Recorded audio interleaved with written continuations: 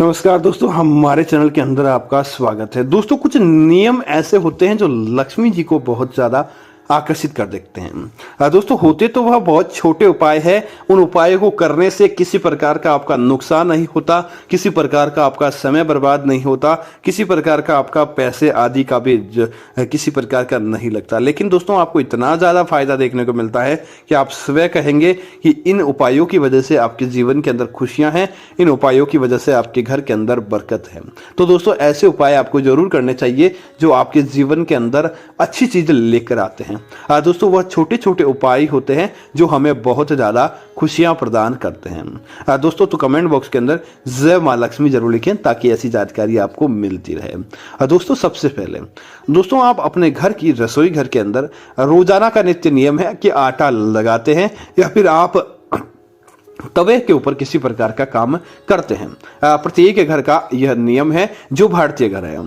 तो आप जब अपने घर की रसोई घर के अंदर आटा लगाएं और आप चाहते हैं कि आपके जीवन के अंदर कल्याण देखने को मिले, तो आपको क्या करना चाहिए कि तवे को पहले उल्टा करें। ध्यान रहे कि आप बाती नहीं जलाएं और चूल्हे के ऊपर उल्टा नहीं करें, क्योंकि अगर चूल्हे के ऊपर आपने उल्टा किया तो दोस्तों ये नकारात्मकता से भर जाता है। आपको ऐसे ही तवे को उल्टा करना है और उसके बाद क्या करें, एक लौंग लें।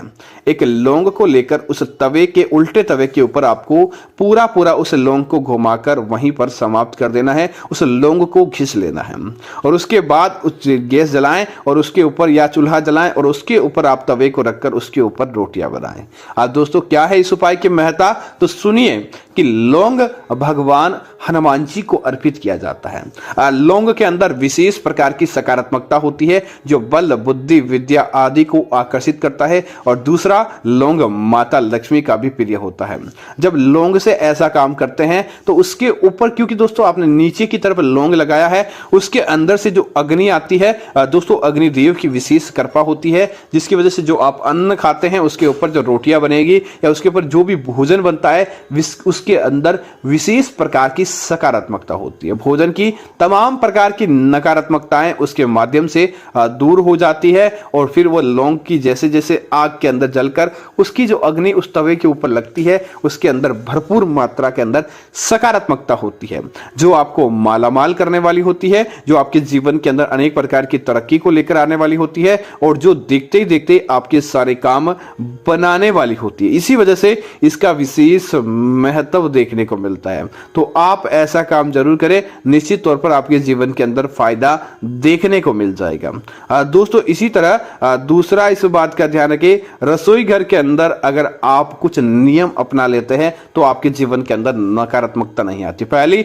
अपने घर की रसोई घर के अंदर भूल कर भी आपको हल्दी समाप्त नहीं होने देनी चाहिए, क्योंकि हल्दी गुरु ग्रह की घोतक है और जब हल्दी अपनी रसोई घर के अंदर रहती है तो गुरु ग्रह हमारा मजबूत रहता है। इसीलिए पहला काम तो आपको यही करना है।